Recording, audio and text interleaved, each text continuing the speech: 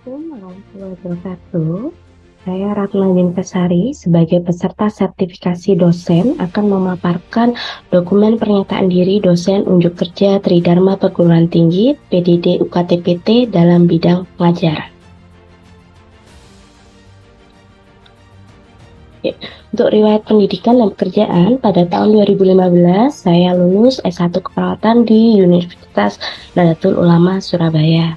Pada tahun 2016, saya lulus profesi nurse di Universitas Nahdlatul Ulama Surabaya, dan pada tahun 2018 saya lulus magister terapan keperawatan di Universitas Nahdlatul Ulama Surabaya.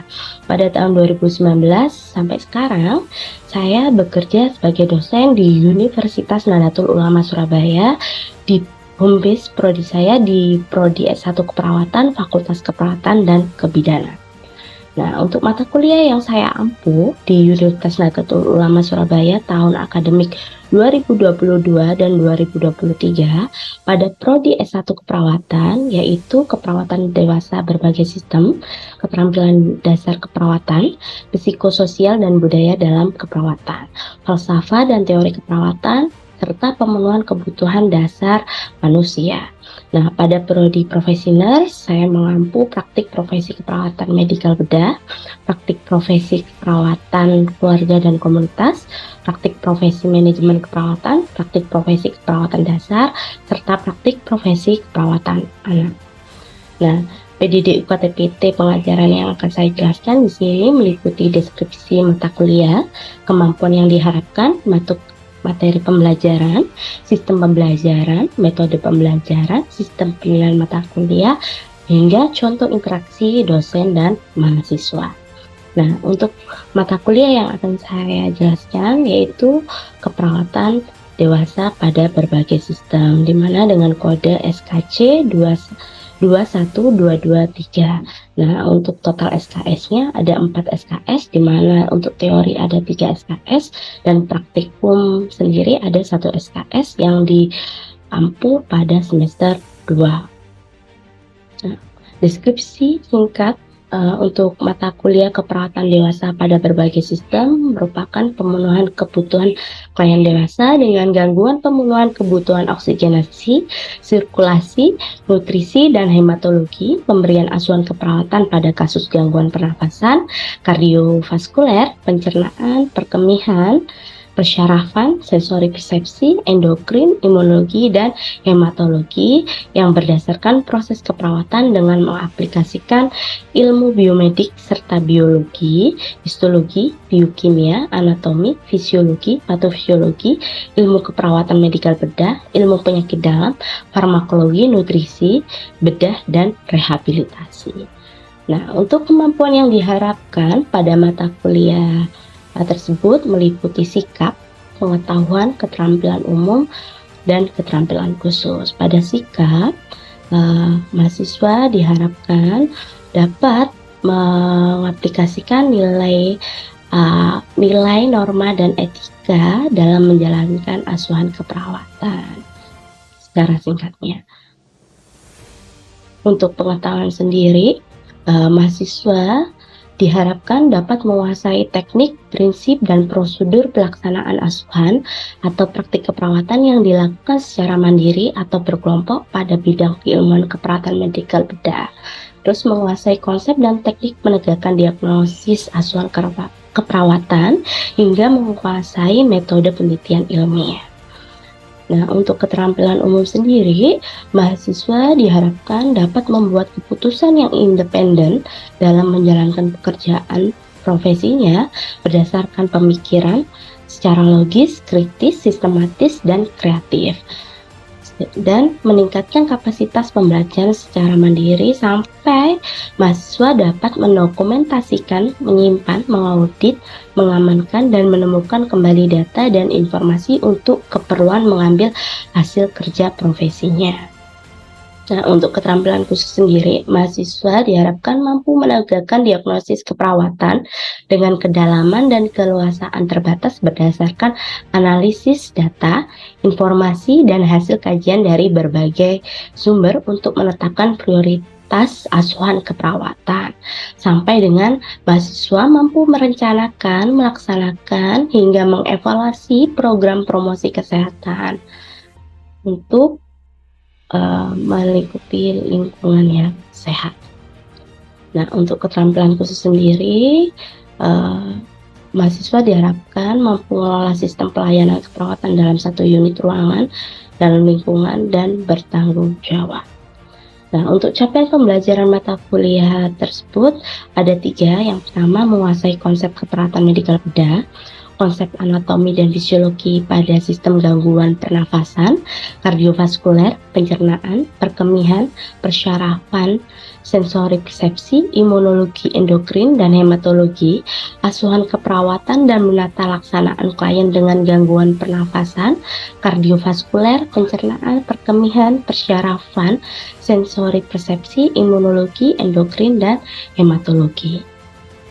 Nah, untuk materi pembelajaran sendiri, ini ada membahas anatomi fisiologi dan pemeriksaan fisik pada sistem kardiovaskuler dan pernafasan, pada sistem persyarafan, sensori persepsi, sistem pencernaan dan perkemihan, lalu pada sistem endokrin, imunologi, dan hematologi, serta membahas tentang konsep asuhan keperawatan pada sistem kardiovaskuler, pada sistem persyarafan, pada sistem pencernaan, sistem perkemihan, sistem endokrin, sistem imunologi, serta sistem hematologi.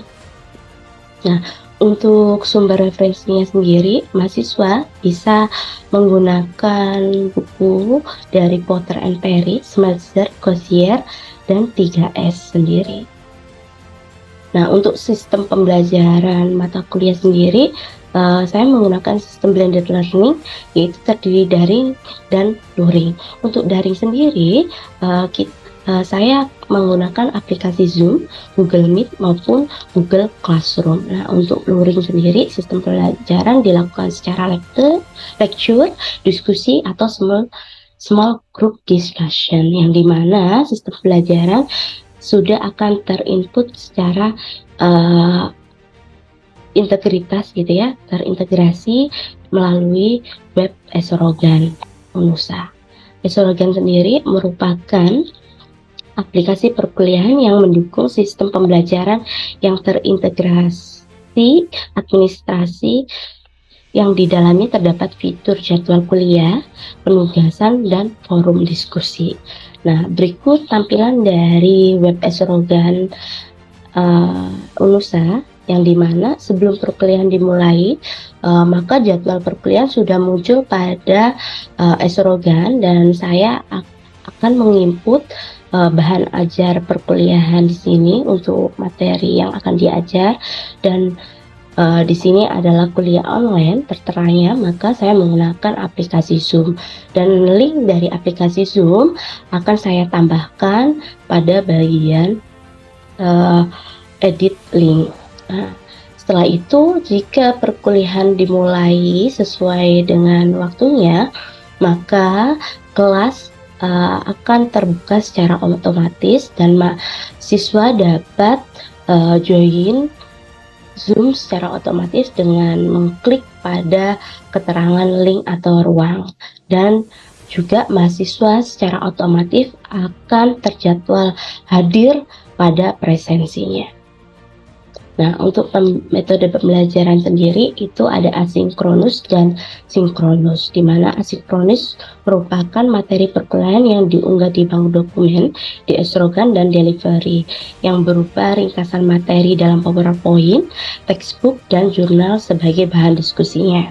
Nah, untuk sinkronus sendiri yaitu diskusi atau interaksi dua arah antara dosen dan mahasiswa melalui virtual meeting.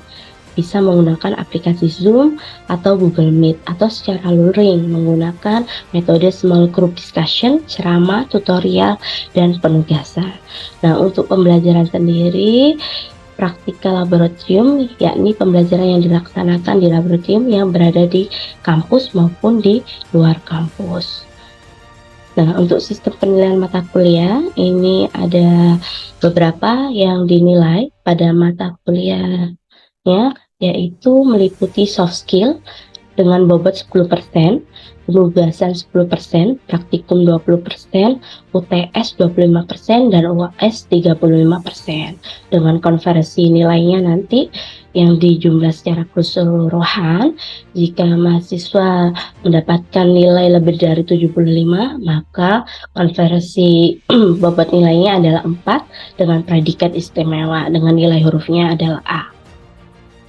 Nah, berikut juga adalah format untuk penilaian penyusunan makalah maupun seminar dan untuk penilaian indikator soft skill sendiri.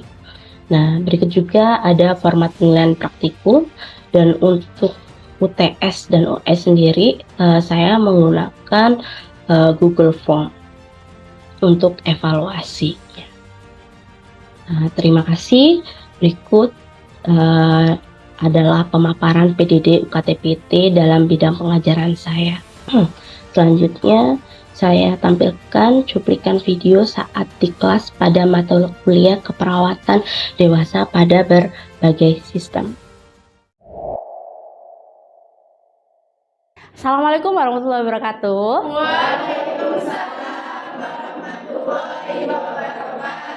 Oke, terima kasih atas kehadirannya dan partisipasinya untuk pada siang hari ini, di mana pada hari ini kita akan membahas tentang konsep asuhan keperawatan diabetes mellitus untuk topik perkuliahannya. Nah, tapi sebelum kita mulai perkuliahan, maka alangkah baiknya kita berdoa terlebih dahulu, gitu ya. Silakan untuk Mas Ihsan untuk memimpin doa pada siang hari ini. Sebelum kita memulai pembelajaran hari ini, marilah kita berdoa bersama-sama. Bismillahirrahmanirrahim. Raditu billahi rabban wa bil islami dina wa bi Muhammadin nabiyya wa rasula. Rabbi sidni ilma warzuqni fahma.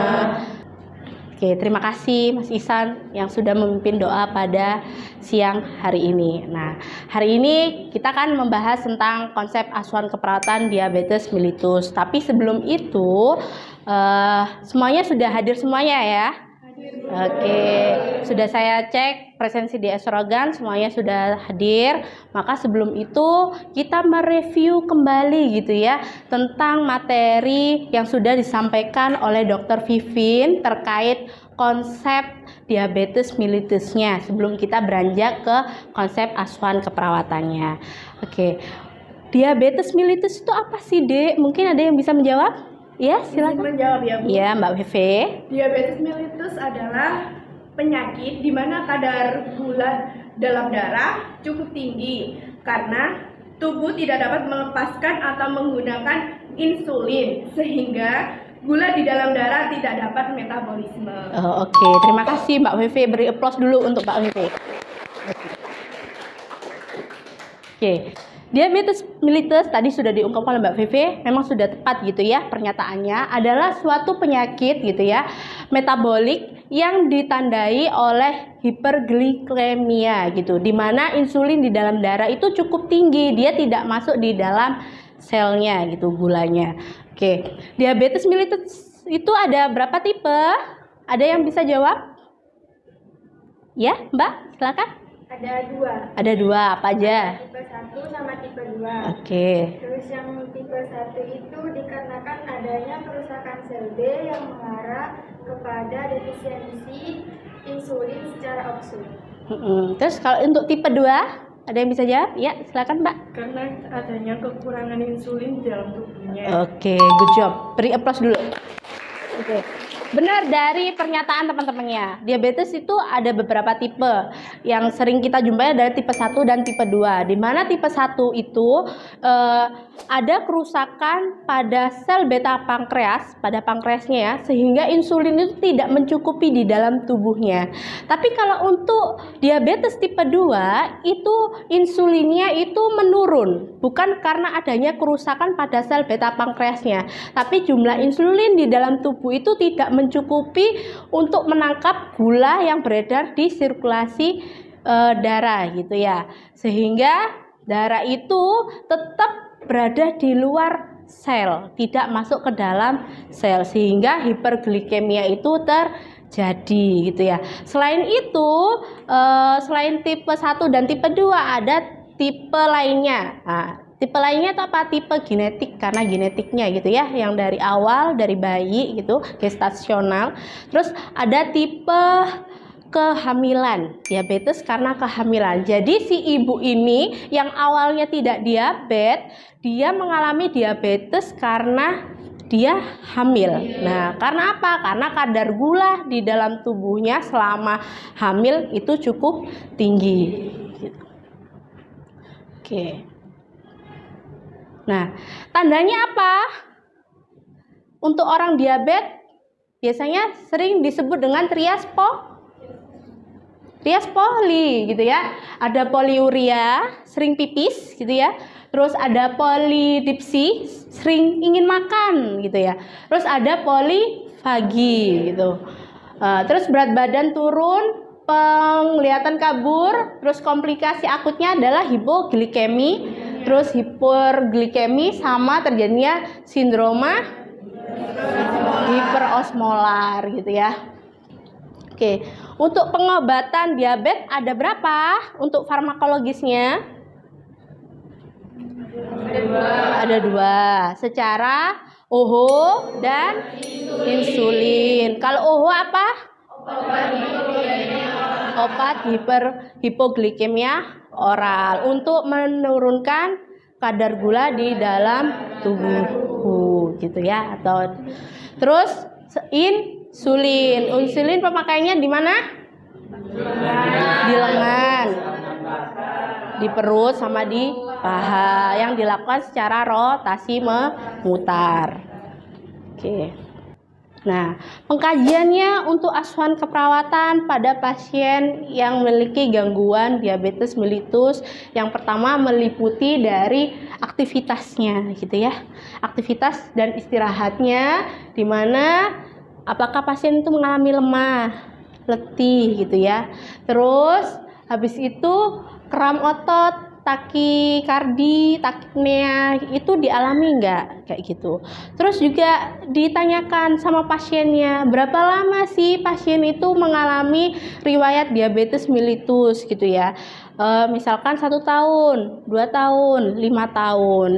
Terus ditanyakan apakah keluarganya itu juga memiliki riwayat diabetes mellitus gitu. Kenapa perlu ditanyakan? Karena diabetes mellitus juga merupakan penyakit yang genetik atau bisa bawaan gitu ya dari keluarganya, terutama dari orang tuanya kayak gitu. Selain itu keamanan. Nah, orang diabetes sering terjadi luka kan? Ya, karena apa? Karena itu tadi sensitivitas dari jaringan ekstremitas baik tangan maupun kaki itu sudah tidak sensitif lagi. Jadi kalau dia mengalami luka yang tidak sengaja, dia tidak terasa karena terasa kebas di kakinya karena jaringan sirkulasi perifer yang sudah tidak baik gitu, sehingga muncul terjadinya luka. Lukanya tidak tahu, akhirnya tidak dirawat, membesar, terjadinya infeksi. Terus habis itu parestesia gitu ya, terus demam sampai dengan gatal pada kulit. Nah, biasanya kalau sebelum luka itu pasien diabetes itu juga mengalami gatal pada kulit. Jadi kulitnya kemerahan, ada bintik-bintik. Dia mesti gatal gitu ya. Terus kulitnya kering. Nah, itu perlu dikaji gitu. Jadi kalau seperti itu nanti intervensinya berkaitan dengan bagaimana cara kita melindungi kulit si pasien atau melembabkan kulit si pasien itu tadi. Terus kita vital sign pasti harus dikaji karena utama ya, mulai dari tekanan darah gitu ya, terus suhu, nadi gitu. Terus yang terpenting lagi kalau pasien diabetes diperiksa kadar gulanya, apakah dalam rentang waktu yang normal atau tidak gulanya gitu ya, baik dicek saat dia puasa dulu atau waktu. Jadi sewaktu-waktu dia dicek gitu ya berapa nilainya. Terus pemeriksaan diagnostiknya. Nah, HbA1c. Kalau pasien dikatakan diabetes mellitus itu biasanya melalui pemeriksaan HbA1c. Apakah pasien memang benar-benar positif mengalami diabetes atau tidak gitu ya. Terus gula darah sewaktunya lebih dari 200 mg per dl. Nah, setelah melakukan pengkajian, pasti kita kan menarik suatu kesimpulan nih ya, permasalahan yang diambil oleh pasiennya. Nah, meruntut dengan diagnosa keperawatan. Nah, kira-kira yang mana nih masalah utamanya gitu ya, yang dialami oleh si pasien. Jika misalkan si pasien ditandai dengan kadar gulanya lebih dari 600 gitu ya, terus pasien lemah, letih, lesu gitu, berarti otomatis data mayornya mengambil ketidakstabilan kadar gula darah. Tapi kalau ditandai misalkan ini pasien diabetes 2 tahun, dia mengalami luka ulkus di bagian kakinya gitu ya. Terus jaringannya ada yang nefrotik atau menghitam, berarti kerusakan jaringan integritas kulit kayak itu. Sampai dengan si pasien diabetes itu juga mengalami resiko distres gitu ya, sama ansietas gitu, karena dia kepikiran terus nih, kapan ya saya sembuh, kapan ya kira-kira diabetes saya itu bisa hilang atau tidak kayak gitu, kira-kira saya bisa nggak kena luka. Nah, itu biasanya kekhawatiran yang muncul pada si pasien gitu ya. Ya, setelah diagnosa keperawatan, si perawat ini kan perlu menyusun suatu intervensi gitu ya.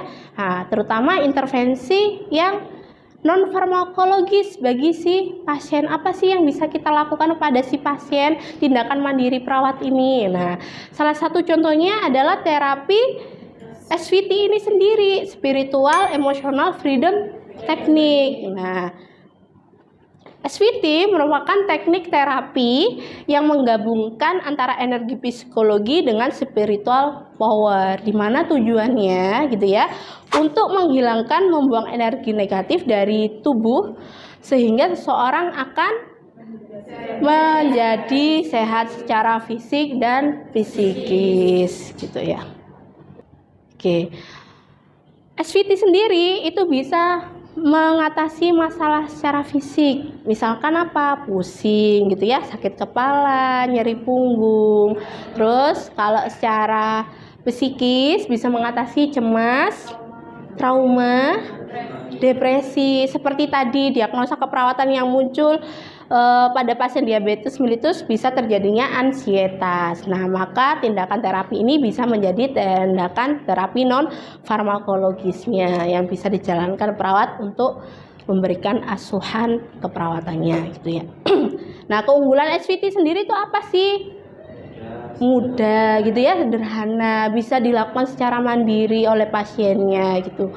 Terus bisa meningkatkan motivasi diri pasien karena ada unsur spiritualnya. Nah, SVT ini sendiri merupakan hasil riset saya gitu ya. Ternyata dia itu bisa mengatasi cemas loh. Nah, dan ini sudah saya buktikan di penelitian saya pada tahun 2021 gitu. Oke, SVT itu ada 3 tahapan untuk terapinya. The setup, the tune in, dan the tapping gitu ya. Nah, the setup itu bertujuan untuk memastikan agar aliran energi tubuh pasien itu terarah dengan baik gitu. Oke. Kalau the tune in itu adalah proses tahapan di mana pasien saat terapi itu mengungkapkan permasalahannya. Nah, kalau untuk yang the tapping sendiri itu adalah tahapan pengetukan pada area titik tertentu. Bisa dilakukan di ujung kepala gitu ya, di pelipis, di dahi, di bagian dada. Oke, kunci keberhasilan SVT itu karena adanya kekhusyuan, keikhlasan, dan kepasrahan saat melakukan terapi tersebut terhadap pasiennya. Oke, mungkin ada yang perlu ditanyakan untuk perkuliahan hari ini? Cukup? Tidak ya? Oke, karena tidak, untuk mengevaluasi hasil pembelajaran kita, saya membuat sebuah kasus gitu ya. Kita akan bagi menjadi 2 kelompok, sayap kanan dan sayap kiri gitu ya. Nah, kira-kira dari kasus tuh Nyonya D gitu ya, berusia 53 tahun. Nah, dibawa oleh keluarganya ke rumah sakit karena lemas. Dari hasil pengkajian didapatkan kondisi umum kliennya lemah gitu ya. TTV, tensi darahnya 160/90, heart rate-nya 90 dan suhunya 38. Sampai bagaimana sih nanti diagnosa keperawatan apa saja yang muncul pada kasus tersebut dan intervensi apa aja yang bisa kita laksanakan atau kita rencanakan. Nah, jadi silakan membuat kelompok dibagi menjadi 2, sayap kanan dan sayap kiri. Nanti akan saya tanyakan. Silakan, waktunya untuk berdiskusi. Boleh untuk kursinya dibentuk sebuah lingkaran.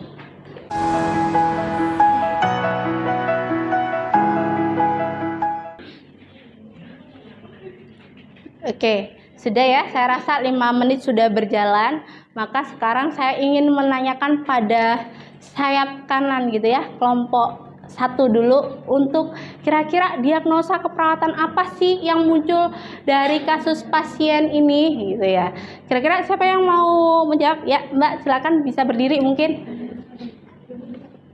Diagnosanya resiko kestabilan gula darah yang ditandai dengan gula darah 550 ml dengan pasien tampak pucat dan kerusakan integritas kulit yang ditandai adanya luka yang sangat dalam dan terjadi dan neuropati ekstremis. Oke, terus ada lagi mungkin diagnosa keperawatan yang muncul? Oke, terima kasih Mbak. Siapa namanya? Mbak Lydia. Nidia. Oke, terima kasih Mbak Nidia gitu. Ya, benar. Untuk diagnosa keperawatan utamanya adalah ketidakstabilan kadar gula darah gitu ya. Terus diagnosa keperawatan yang lainnya yang bisa muncul adalah kerusakan integritas kulit. Kenapa? Karena ada ulkus nih si pasien. Terus ada nefropati. Oke, kita ke kelompok selanjutnya. Untuk kira-kira untuk intervensi keperawatan apa saja yang bisa dilakukan dari diagnosa keperawatan yang muncul tadi? Ya, silakan Mbak. Dari diagnosa tadi bisa didapatkan intervensi. Yang pertama ada observasi, mengidentifikasi kepatuhan menjalani program pengobatan. Yang kedua ada terapeutik, membuat komitmen menjalani program pengobatan dengan baik. Kemudian ada edukasi, menginformasikan program pengobatan yang harus dijalani. Oke, kalau untuk intervensi integritas kulit ya? Untuk intervensi kerusakan integritas kulit, yakni perawatan integritas kulit. Yang pertama yaitu mengidentifikasi penyebab gangguan integritas kulit. Kemudian ada pun terapeutik, yaitu mengubah posisi tiap 2 jam jika tidak garing. Kemudian menggunakan produk berbahan ringan, alami, dan hipoalergenik untuk kulit sensitif. Kemudian menghindari produk berbahan alkohol. Lalu ada pun edukasi, yakni yang pertama menganjurkan menggunakan pelembab, minum air putih yang cukup, dan nutrisi yang cukup. Kemudian jangan lupa mengkolaborasikan dengan dokter. Oke, terima kasih kepada kelompok 1 dan kelompok 2. Beri aplaus dulu. Oke, berarti sudah masuk gitu ya apa yang saya terangkan untuk topik mata kuliah pada hari ini. Nah, jadi memang untuk asuhan keperawatan, memberikan intervensi kepada pasien diabetes mellitus, tidak lupa harus melakukan kolaborasi dengan tim medis lain, baik itu dokter, ahli gizi, dan yang lainnya gitu ya, untuk merencanakan kesehatan dari si pasiennya. Kalau begitu, perkuliahan pada hari ini saya rasa cukup. Semuanya sudah bagus gitu ya. Semuanya bisa menjawab dengan tepat. Saya akhiri. Wassalamualaikum warahmatullahi wabarakatuh.